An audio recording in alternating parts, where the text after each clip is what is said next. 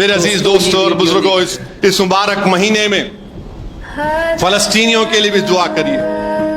میرے بھائی، پھر سے اس ظالم اسرائیلی حکومت بمباری شروع کر دی. ایک بمباری میں 400 لوگ مارے گئے. سحری کے وقت یہ کیا ہے، 100 خواتین معصوم، 50-60 بچے، ان کے لیے کفن تک نہیں. آپ دیکھو رضائیوں میں لاشیں پڑی ہوئی.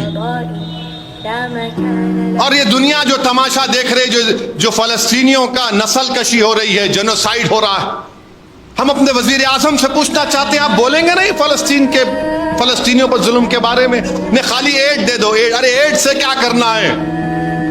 جان بچاؤ نہ تو تب تو ایڈ لیں گے وہ لوگ. 4 گھنٹے کا 3 گھنٹے کا پوڈ کاسٹ کیے کسی ایک شخص کے ساتھ، ایک لفظ نے اس میں فلسطین کے اوپر، ایک لفظ نہیں فلسطین کے اوپر ہمارے وزیر اعظم کی زبان پر نہیں آتا.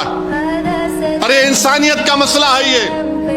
اور وہ جو بڑے بڑے حکمران جن کو اللہ نے دولت دی، کیوں دی؟ کیونکہ اللہ کے رسول صلی اللہ علیہ وسلم کے ختم مبارک وہاں پر پڑے تھے. میرے آقا کے صدقے میں تم کو دولت ملی. ارے تم صرف دعا کر کے رو گے؟ تم صرف گڑگڑا کے دعا کر کے آمین آمین اللہ برباد کر دے؟ ارے ظالموں، تم بھول گئے کہ اللہ کے رسول صلی اللہ علیہ وسلم نے منبر پر خطبہ بھی دیا اور احد کے میدان میں جا کر اپنے دندان مبارک کو شہید بھی کروایا تھا. ظالموں، تم بھول گئے امام حسین کی شہادت کو. یاد رکھو، جب تک عمل نہیں کرو گے کچھ ہونے والا نہیں ہے. صرف دعا پر اکتفا مت کرو، یقیناً خوب دعا کرو، مگر جب اس مسجد سے باہر نکلیں گے تو عمل کرنا. اور عمل کیسے کرنا؟ اپنی دعاؤں کو آزماؤ کہ اللہ میں نے تیرے پاس اپنی بھیک کو رکھ دیا، اب میں نکلا ہوں، میری لاز رکھ لے. یہاں پر تو کوئی پرسان حال نہیں، کوئی بات نہیں.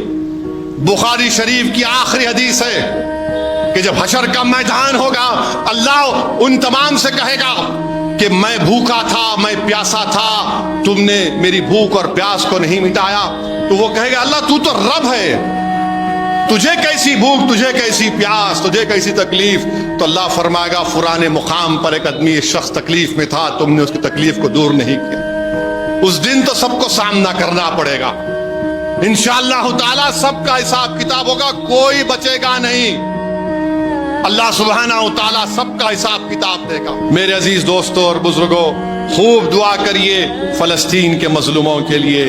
دنیا میں کوئی ان کے لیے پوچھنے والا نہیں ہے میرے بھائی، دنیا میں کوئی پوچھنے والا نہیں ہے.